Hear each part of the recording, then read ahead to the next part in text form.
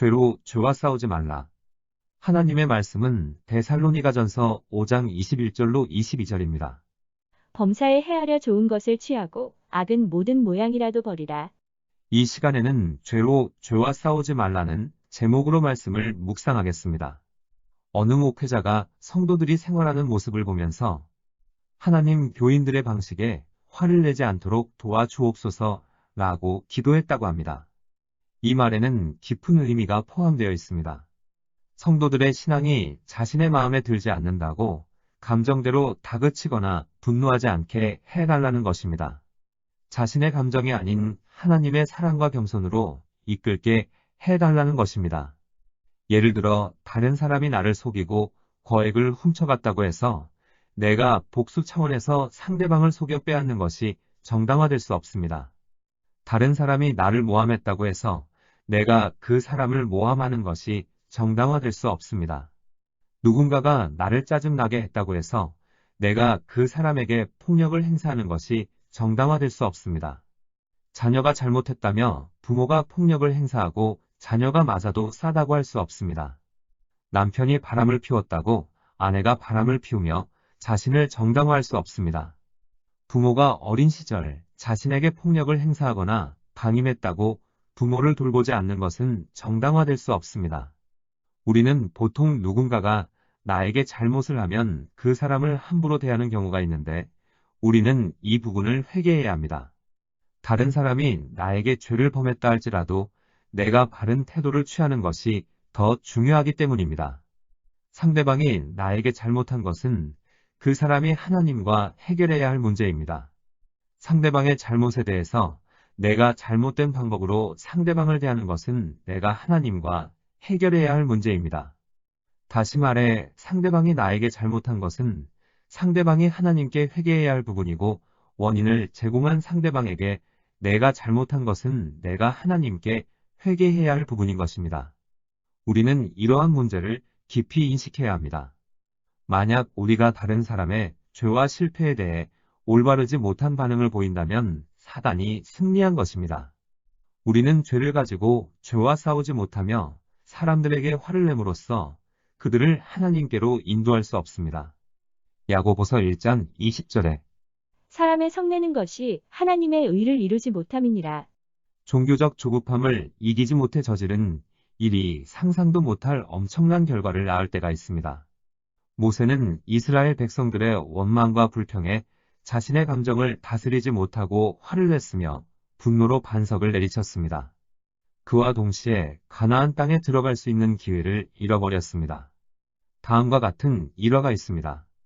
병자를 위해 기도하는 일에 크게 쓰임 받는 사람이 있었는데 이 사람이 기도만 하면 병자들이 자연스럽게 나았습니다. 그러다 보니 때와 장소를 가리지 않고 불려다녔습니다. 어느 날 한밤중에 호출을 받고는 사람들이 왜 이렇게 경우 없이 불러내느냐며 하나님께 불평을 했습니다. 그리고 그것으로 끝이었습니다. 그 후 이 사람이 아무리 기도해도 아무도 낫지 않았습니다. 이 사람은 잃어버린 은사를 되찾으려고 눈물로 기도했지만 소용이 없었습니다. 간혹 신앙을 고백하고 예수를 따르는 사람들이 세상의 방식을 따르는 모습을 보면 당장에 달려가 불같이 꾸짖고 싶은 충동을 느낍니다. 그러나 이러한 방법이 성공하는 경우는 거의 없습니다. 이런 경우 우리의 뜨거움은 성령에게서 오지 않고 자신의 충동적인 감정에 이끌리는 경우가 더 많기에 유익보다 해를 많이 끼치게 됩니다. 그러므로 우리는 고개를 숙이고 기도하는 마음으로 그리스도의 삶을 묵상하면서 어떻게 친절하게 반대하며 자애롭게 꾸짖어야 하는가를 배워야 합니다. 이것이 쉬운 일이 아니지만 우리는 성령의 도우심을 바라며 노력해야 합니다. 본문 22절에 악은 모든 모양이라도 버리라. 여기에서 모양이라는 말은 형식이나 종류라는 단어로 대치될 수 있습니다. 악은 모든 형식이라도 버리라. 악은 모든 종류라도 버리라. 악이라고 여겨지는 그 어떤 것들과도 관계를 맺어서는 안 된다는 의미입니다. 진리를 가장한 이단이라든가 현실 생활에서 보통 어쩔 수 없다고 생각되는 불의와의 타협 등을 용납하지 말라는 것입니다. 아무리 성령의 여러 은사를 받고 교회 생활에 충실하다고 해도 때때로 악에 끌려가거나 악과 타협한다면 그것은 바람직한 일이 아닙니다. 우리가 성령의 은사를 사모하는 것은 좋으나 동시에 악한 영의 유혹에 끌려가서는 안 됩니다. 사회가 다변화되고 인간의 심성들이 복잡해져서 악도 여러 가지 유형으로 위장하고 우리를 유혹하지만 우리는 대처할 수 있어야 합니다. 본문 21절에 범사에 해하려 좋은 것을 취하라. 여기에서 헤아려라는 말은 원래 동전이나 금속의 순도나 함량을 점검하여 살펴본다는 의미입니다. 그만큼 영적인 일과 악을 구분하기 위해서는 세심해야 한다는 것입니다. 또 취하라는 단어는 단순히 무엇을 갖는다는 의미 이상의 뜻이 있습니다. 그것은 매력 있고 유익한 것을 집요하게 따른다는 의미입니다. 즉 하나님의 말씀을 집요하게 따르라는 것입니다. 우리는 자신의 감정, 철학, 사상, 이론, 지식, 경험 등을 하나님의 말씀 앞에 굴복시켜야 합니다.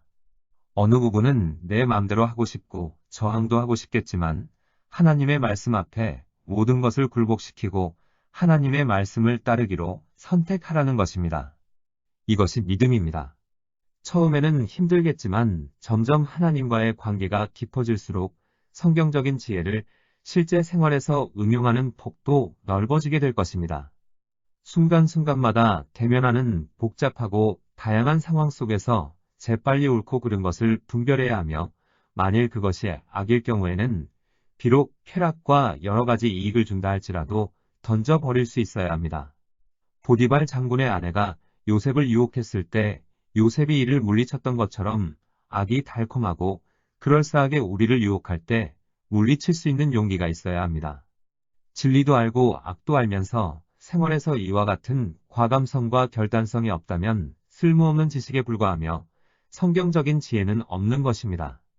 참된 지혜를 소유한 사람은 하나님의 말씀을 실생활에 적용하며 사는 사람입니다.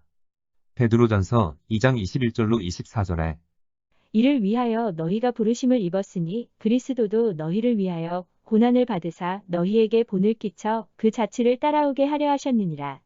저는 죄를 범치 아니하시고 그 입에 괴사도 없으시며 욕을 받으시되 대신 욕하지 아니하시고 고난을 받으시되 위협하지 아니하시고 오직 공의로 심판하시는 자에게 부탁하시며 친히 나무에 달려 그 몸으로 우리 죄를 담당하셨으니 이는 우리로 죄에 대하여 죽고 의에 대하여 살게 하려 하심이라. 기도하시겠습니다. 하나님 어떠한 경우에도 죄를 죄로 갚지 않게 하시고 범사에 헤아려 좋은 것을 취하고 악은 모든 모양이라도 버리게 하옵소서. 우리의 감정, 철학, 사상, 이론, 지식, 경험 등을 하나님의 말씀 앞에 굴복시키고 어떠한 상황 속에서도 하나님의 말씀이 옳다 인정하며 믿기로 선택하는 지혜로운 자들이 되게 하옵소서. 예수님의 이름으로 기도드립니다. 아멘. 하나님께서는 내 형편이 어떠하든 내 신분이 무엇이든 무슨 죄를 지었든 변함없이 나를 사랑하십니다.